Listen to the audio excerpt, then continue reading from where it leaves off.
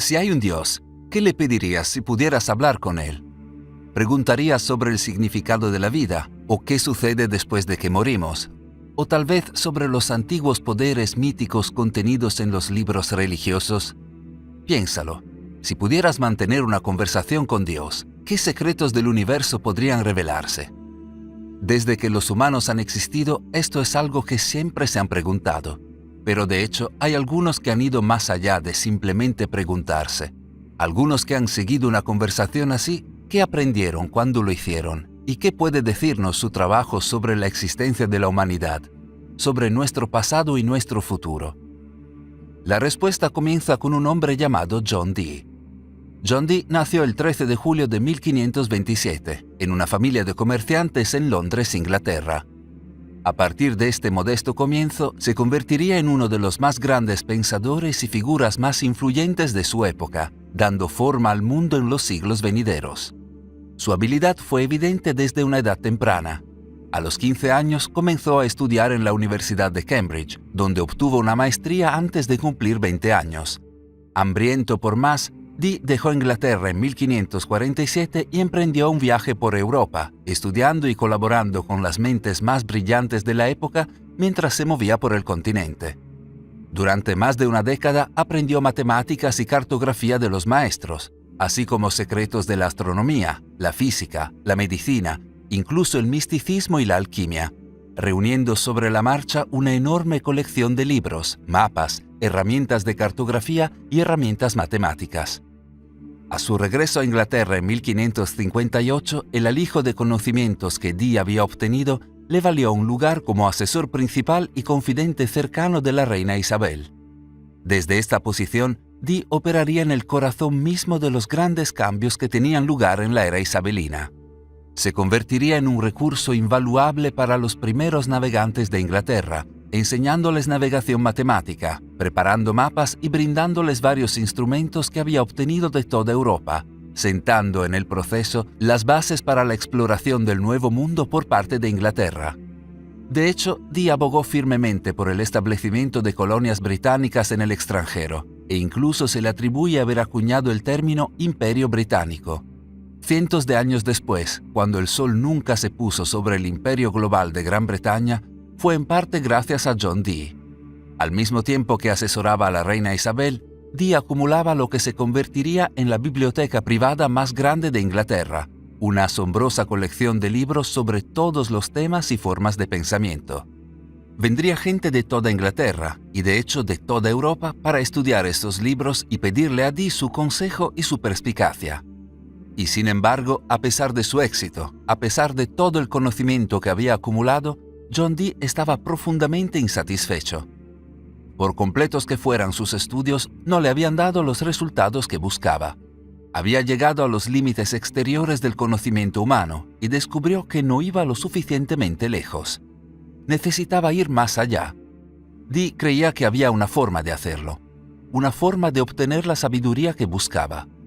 Sabía que dentro de la Biblia, patriarcas como Adán y Enoc habían podido hablar con Dios y los seres celestiales que conocemos como ángeles, en algún momento del pasado distante, dándoles acceso a la sabiduría directamente de los cielos. Esto, creía Dee, era lo que tenía que hacer.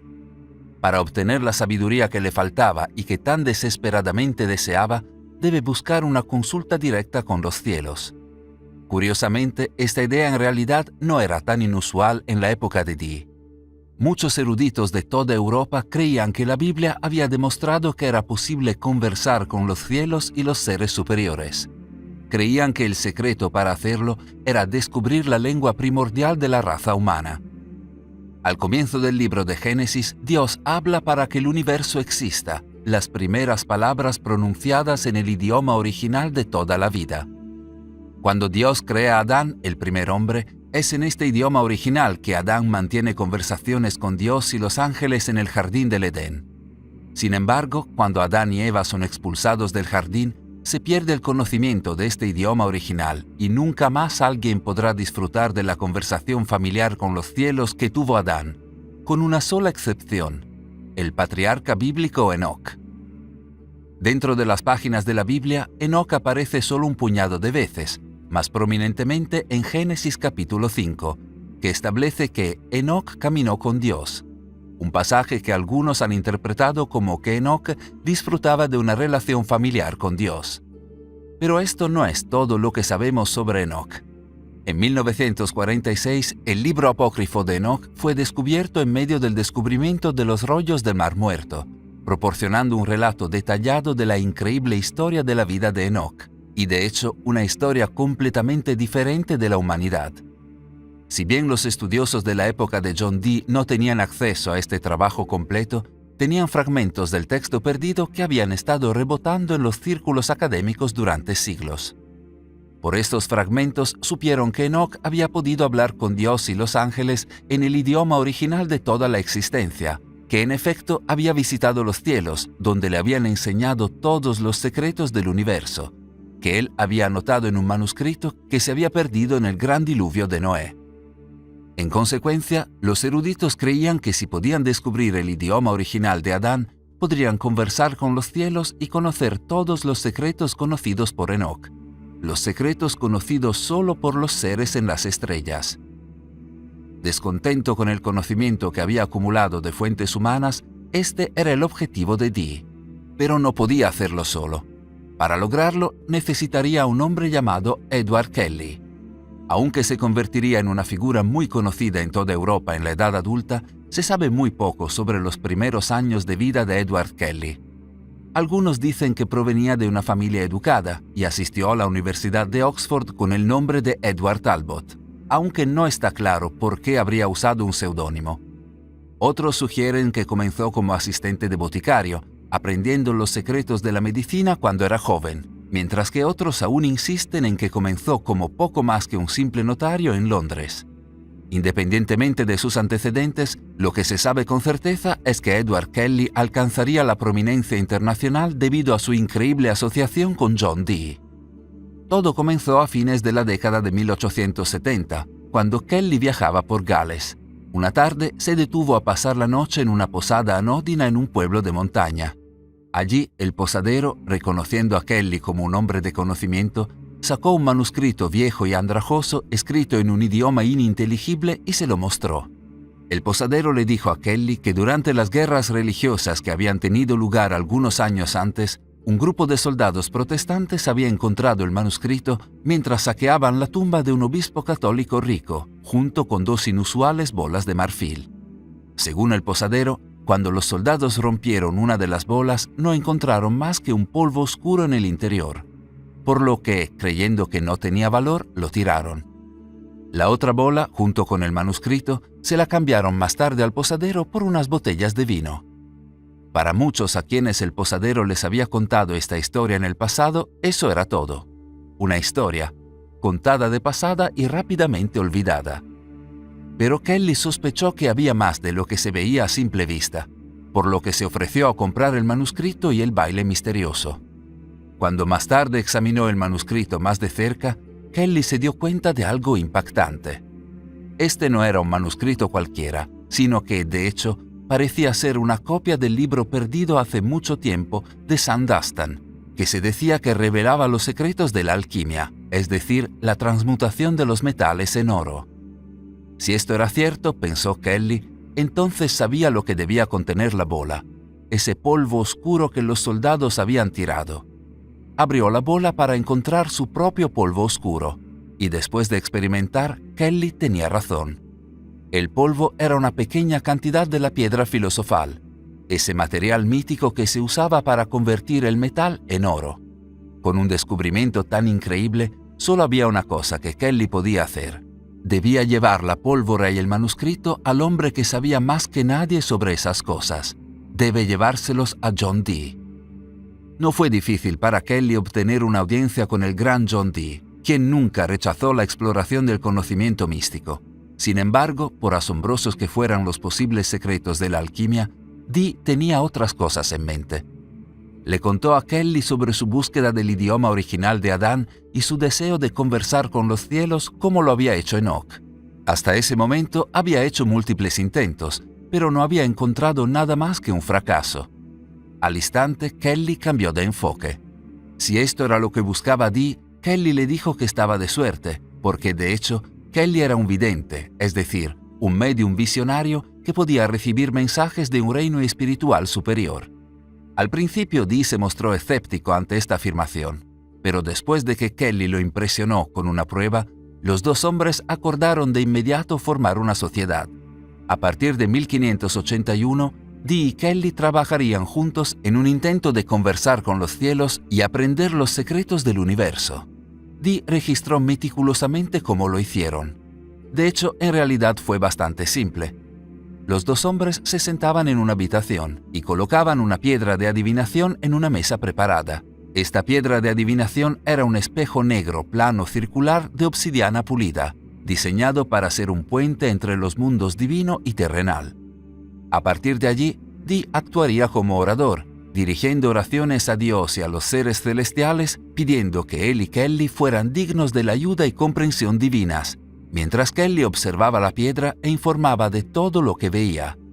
Según las notas de Dee, desde la primera vez que se sentaron a estas conferencias espirituales, descubrieron que después de un periodo de oración, una luz salía volando de la piedra de adivinación, vista por ambos hombres, y hacia la cabeza de Kelly. Cuando lo hizo, la conciencia de Kelly se transformó y pudo recibir mensajes de los que pretendían ser ángeles en la piedra de adivinación.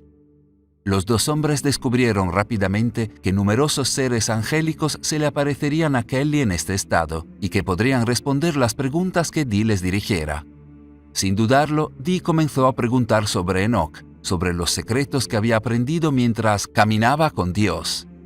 A estas preguntas, un ángel llamado Ave respondió: «El Señor se apareció a Enoch y tuvo misericordia de él. Le abrió los ojos para que pudiera ver y juzgar la tierra, que era desconocida para sus padres a causa de su caída. Porque el Señor dijo: mostremos a Enoch el uso de la tierra. Y Enoch era sabio y estaba lleno del espíritu de sabiduría. Y dijo al Señor: que haya memoria de tu misericordia, y que aquellos que te aman gusten de esto después de mí. Oh, no permitas que se olvide tu misericordia». Y el Señor se complació. Y después de 50 días, Enoch había escrito, y este era el título de sus libros, que los que temen a Dios y son dignos lean. Para Dee esto lo confirmó. Enoch había recibido un conocimiento secreto de los cielos, exactamente el conocimiento que Dee estaba buscando, y de hecho había escrito estos secretos en su época. El siguiente paso era obvio. Dee preguntó a los seres celestiales si podía ver el trabajo de Enoch, la sabiduría secreta que había escrito. A esta petición, el ángel Iyemese respondió: «No puedo traerte el bronce, pero puedo mostrarte los libros». «¿Qué significa esto?», se preguntó Dee. Poco después obtendría su respuesta. Durante una de sus conferencias espirituales, Kelly de repente informó haber visto un extraño alfabeto de 21 letras que aparecía en la piedra de adivinación. No se parecía a nada que ninguno de los dos hombres hubiera visto antes, un idioma totalmente desconocido. ¿Era este el idioma original de toda la existencia?, se preguntaban. ¿El idioma con el que se podía hablar a los seres de los cielos? Unos días después, a Kelly le empezó a aparecer texto en este alfabeto, escrito en forma de grandes tablas formadas por cuadrados de 49 por 49 llenos de palabras. El significado de estas palabras no quedó inmediatamente claro para Dee y Kelly, pero estaban convencidos de que estaban escritas en el idioma original hablado por Adán. En consecuencia, Dee nombró a las tablas Liber Loget, o el libro del discurso divino de Dios. Se dio cuenta de lo que el ángel había querido decir cuando dijo: «No puedo traerte el bronce, pero puedo mostrarte los libros». A Dee no se le daría el conocimiento registrado por Enoch, sino los medios y el lenguaje para acceder a tal conocimiento. Al principio, Dee llamó a este lenguaje angélico, el lenguaje de los ángeles o adámico, ya que Adán lo había usado en el jardín del Edén. Pero poco tiempo después pasó a conocerse como enoquiano, el lenguaje utilizado por Enoch para descubrir los secretos del universo. Todo lo que Dee necesitaba hacer era descubrir cómo usar este lenguaje enoquiano para acceder al conocimiento que buscaba tan desesperadamente. Pasó otro año antes de que apareciera un gran avance. Finalmente, durante otra sesión, un grupo de 48 llamadas fueron reveladas a los dos hombres. 48 invocaciones diseñadas para usar con las tablillas de Enoquiano que habían sido reveladas previamente. Como explicó el ángel Nalvaje, por lo tanto, debo instruirte e informarte, de acuerdo con tu doctrina entregada, que está contenida en 49 tablas, en 48 voces o llamadas, que son las claves naturales para abrir esas puertas de entendimiento, por lo cual tú tendrás conocimiento para mover cada puerta y para llamar a tantos como te plazca o se crea necesario, lo cual puede muy bien, justa y sabiamente, abrirles los secretos de sus ciudades y hacerles entender perfectamente lo que está contenido en las mesas. En otras palabras, estas 48 llamadas fueron la llave para abrir las puertas del entendimiento, la clave para acceder al conocimiento místico del que Enoc había estado al tanto. En sus notas, Dee se refirió a estas llamadas como las llaves angelicales. Pero había más que eso. Mientras Dee y Kelly continuaron conversando con los ángeles, aprendieron que abrir las puertas del entendimiento traería, en palabras de los ángeles, la llegada del fin de los tiempos. ¿Qué significaba esto exactamente? En sus notas, Dee escribió que creía que las llaves angelicales eran la clave para el misterio de nuestra creación, la edad de muchos años y la conclusión del mundo. Aún así, Dee y Kelly no habían descubierto cómo se podrían usar las llaves angelicales, cómo se invocaría el lenguaje de Adán y Enoc y qué significaría realmente el fin de los tiempos. Durante años, los dos hombres viajaron por Europa, dirigiendo sus conferencias espirituales y tratando de armar el rompecabezas. Durante este tiempo, su trabajo se hizo tan conocido que a menudo realizaban sus conferencias espirituales en presencia de nobles, reyes e incluso del emperador Rodolfo II, el emperador del Sacro Imperio Romano Germánico en ese momento. Pero luego, antes de que pudieran resolver completamente el acertijo, sucedió algo que lo cambiaría todo. Durante una reunión con muchos grandes nobles de toda Europa en Praga, la capital del emperador Rodolfo, Kelly aprovechó la oportunidad para usar una mota del polvo oscuro que había adquirido del posadero todos esos años antes para convertir una pequeña pieza de metal en oro. Los hombres nobles quedaron asombrados y rápidamente se corrió la voz por toda Europa de que había aparecido un hombre que poseía los secretos de la alquimia perdidos hacía mucho tiempo. De repente, el equilibrio de poder entre Dee y Kelly cambió. Dee ya no era la estrella, el gran pensador del que todos buscaban consejo. En cambio, fue Kelly, a quien todos querían conocer y hablar. Como era de esperar, esta nueva fama hizo que Kelly comenzara a perder interés en las conferencias espirituales de Dee y dirigió su atención hacia la alquimia, creyendo que fuera su boleto a la notoriedad y la fortuna. Con Dee desesperado por continuar con su trabajo y Kelly ansioso por moverse en otras direcciones, su asociación se volvió tensa, descrita por quienes los conocían como pendencieros y tensos. Finalmente, Kelly se presentó con una afirmación que quizás estaba diseñada para romper su relación con Dee de una vez por todas. Le dijo a Dee que durante una conferencia espiritual, un ángel le había dicho que los dos hombres debían compartir todo, incluidas sus esposas. La sugerencia le causó una gran angustia a Dee, y aunque terminó aceptando compartir a su esposa, rompió su relación con Kelly casi inmediatamente después y regresó a Inglaterra. Los dos hombres nunca se volverían a ver. A su regreso a Inglaterra, Dee descubrió que su casa había sido asaltada durante su ausencia y su preciosa biblioteca había sido dañada, con muchos de sus libros e instrumentos preciados robados. Pero fue peor que eso. En el tiempo que estuvo fuera, la actitud de Inglaterra había cambiado, volviéndose más hostil hacia las prácticas ocultas. Debido a que todos sabían lo que Dee había estado tratando de hacer durante su tiempo fuera, de repente se encontró condenado al ostracismo y menospreciado. Buscando recuperarse, Dee apeló a su vieja amiga, la reina Isabel, pero lo mejor que pudo hacer fue nombrarlo para un puesto apartado en el Christ's College en Manchester, donde sus colegas se burlaron de él y lo rechazaron. Cuando Isabel murió y fue sucedida por el rey Jaime I, la caída en desgracia de Dee fue completa. Desde una posición prominente, uno de los padres del Imperio Británico que daría forma significativa al mundo en los siglos venideros, Dee pasaría sus últimos años en la pobreza y la desgracia, antes de morir a fines de 1608 o principios de 1609. Kelly, por otro lado, obtuvo la fama y la fortuna que deseaba. al menos por un tiempo.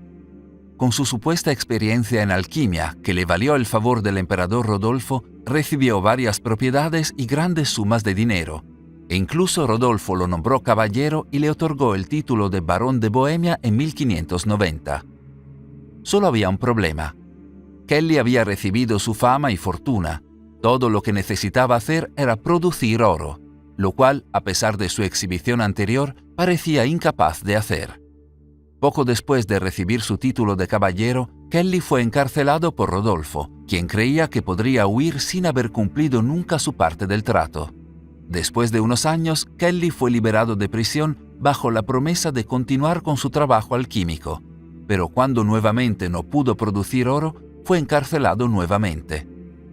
En 1598, Kelly moriría mientras intentaba escapar de su encarcelamiento, cayendo desde una ventana y muriendo. Tanto para Dee como para Kelly, el final fue un tanto trágico, pero más trágico fue que nunca pudieron completar su trabajo. Nunca pudieron desbloquear completamente los secretos del universo para poner en práctica el poder del lenguaje enoquiano y las llaves angelicales. Aunque Dee dejó numerosos manuscritos y cientos de páginas de notas, su trabajo se desvaneció en la memoria y en su mayoría fue olvidado. Esto fue hasta finales de la década de 1880, cuando se redescubrió su trabajo y todo cambió. Cerca del final del siglo XIX, surgió un grupo en Gran Bretaña conocido como la Orden Hermética del Amanecer Dorado, fundada por Samuel Liddell MacGregor Mathers. Amanecer Dorado, como se les conocía, era una sociedad secreta dedicada a la magia oculta, el misticismo y la metafísica que operaba en las sombras del pensamiento dominante. En algún momento, a finales de la década de 1880, Mathers se topó con el trabajo de John Dee y Edward Kelly mientras buscaba manuscritos antiguos en el Museo Británico. Al reconocer la importancia de lo que había encontrado, Mathers inmediatamente comenzó a incorporar el trabajo en las enseñanzas y rituales ocultos de su grupo, sintetizando el lenguaje enoquiano y las claves angelicales de Dee y Kelly con la antigua magia egipcia y cabalística para construir un sistema integral que formaría la base del Amanecer Dorado. Si bien por sí solo el Amanecer Dorado tenía un impacto significativo en el renacimiento del ocultismo moderno que estaba teniendo lugar en Europa en ese momento, en ninguna parte su impacto sería mayor que a través de uno de sus alumnos estrella, un hombre llamado Aleister Crowley. Nacido el 12 de octubre de 1875 en Warwickshire, Inglaterra, como heredero de una rentable compañía de cerveza, desde muy joven quedó claro que Aleister Crowley era diferente. A pesar de su educación cristiana conservadora, el joven Crowley estaba profundamente interesado en las prácticas ocultas y las religiones misteriosas de Oriente, leyendo todo lo que podía conseguir e intentando implementar lo que había aprendido en su vida antes de llegar a la pubertad. Cuando llegó a la edad adulta, Crowley asistiría a la Universidad de Cambridge, pero se iría sin obtener un título en el momento en que recibió su herencia, y a los 23 años se unió a Amanecer Dorado, donde por primera vez estaría expuesto al trabajo de John Dee y Edward Kelly. En poco tiempo, Crowley demostró ser una especie de prodigio, ascendiendo rápidamente en las filas de la orden e incluso siendo instruido por el mismo Samuel Mathers. De hecho, fue tal prodigio que comenzó a perder la fe en el liderazgo del grupo, creyendo que podía estar haciendo lo mejor. En consecuencia, estableció su propia facción e intentó un golpe de liderazgo. Desafortunadamente para Crowley, este golpe fracasó y fue expulsado del grupo. Pero este no fue el final de su viaje oculto. Después de ser expulsado de Amanecer Dorado, Crowley dejaría Inglaterra y comenzaría un periodo de viajes por el mundo y exploración espiritual a través de India, China y Egipto, escalando montañas y visitando templos, fumando opio y consumiendo cocaína, y enfrentándose a numerosas amantes. En 1904, Crowley se encontraba en El Cairo, recién casado y viviendo en la ciudad durante su luna de miel. Fue allí donde tendría una experiencia que realmente cambiaría su vida.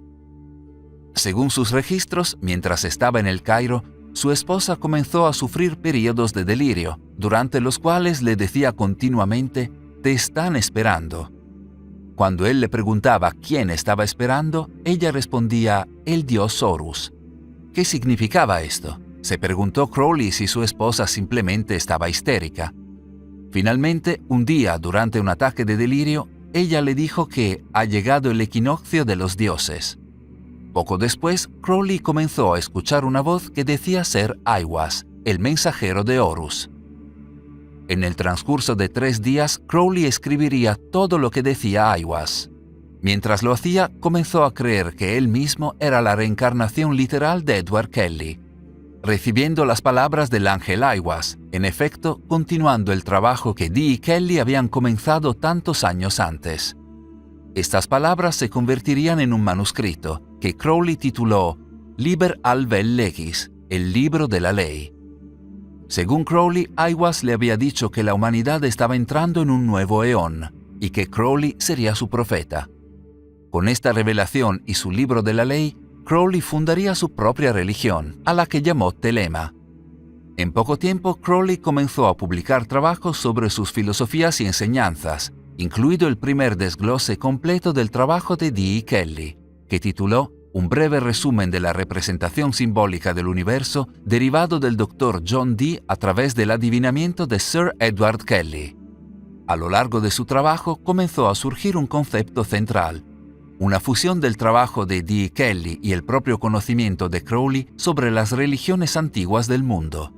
Comenzó con el cuerpo de luz, también conocido como cuerpo astral, un concepto que aparece en diferentes formas a lo largo de las tradiciones humanas.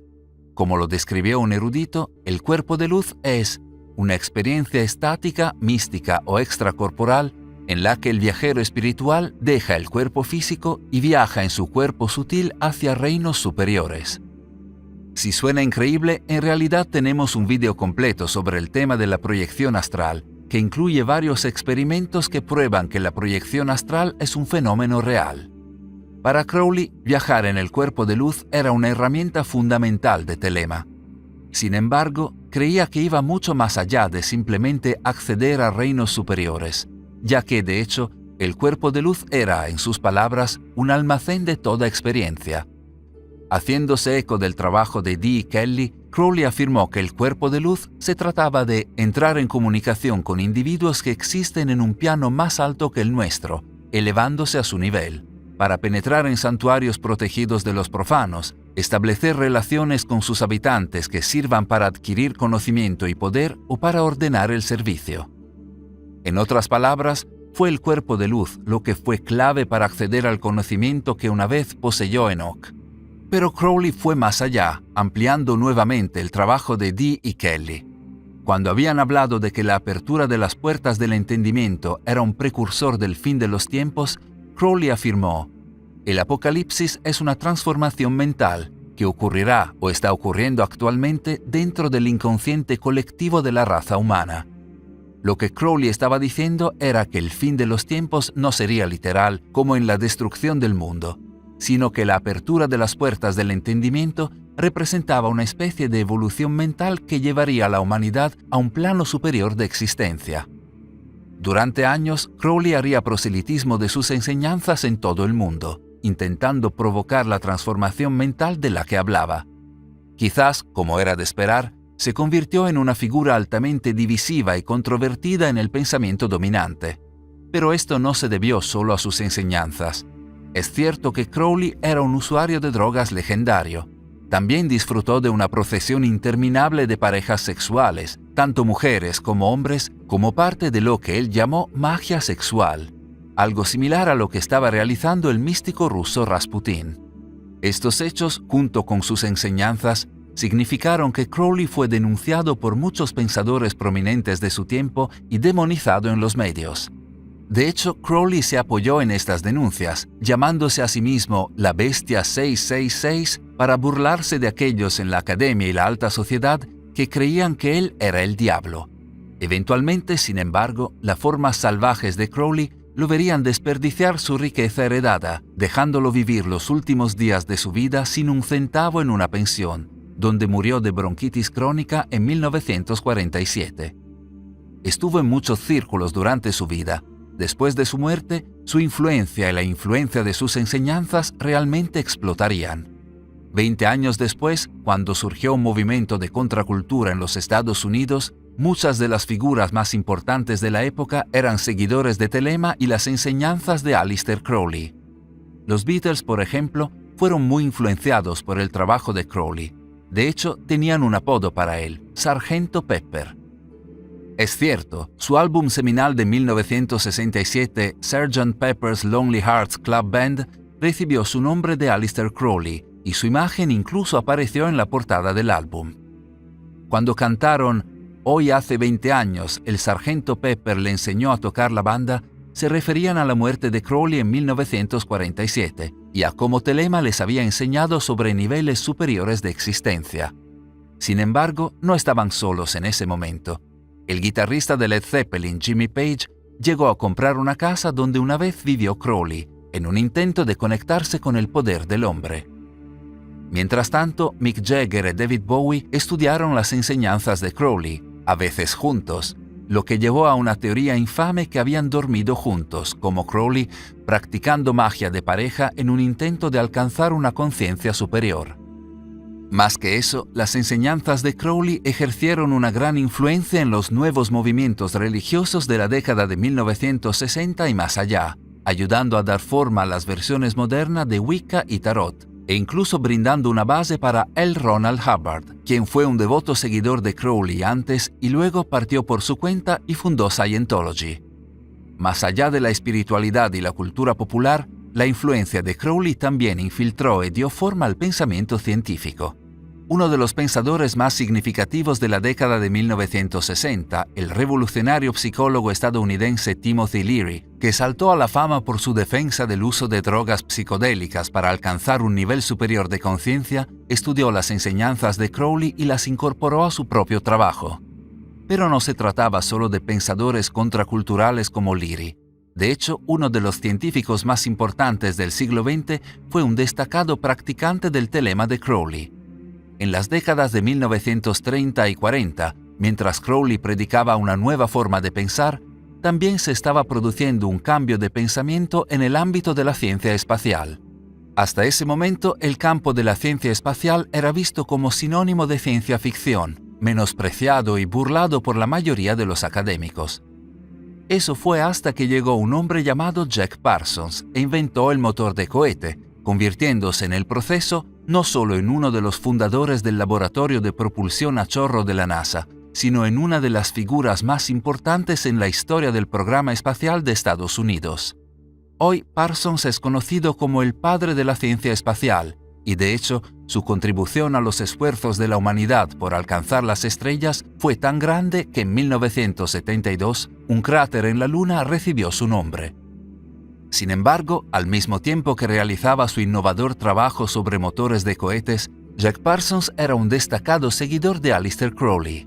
En la década de 1940, el mismo Crowley lo nombró líder de un convento conocido como Agape Lodge, donde los seguidores de Telema vivían y realizaban ceremonias mágicas.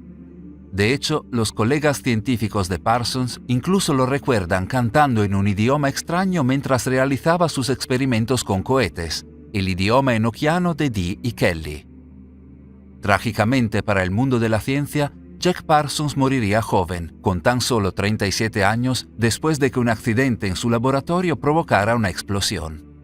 Si bien los investigadores que examinaron la escena concluyeron que Parsons debió haber estado mezclando químicos sin cuidado, lo que provocó la explosión, quienes lo conocieron dijeron que fue demasiado cuidadoso en su trabajo para haber cometido un error como ese.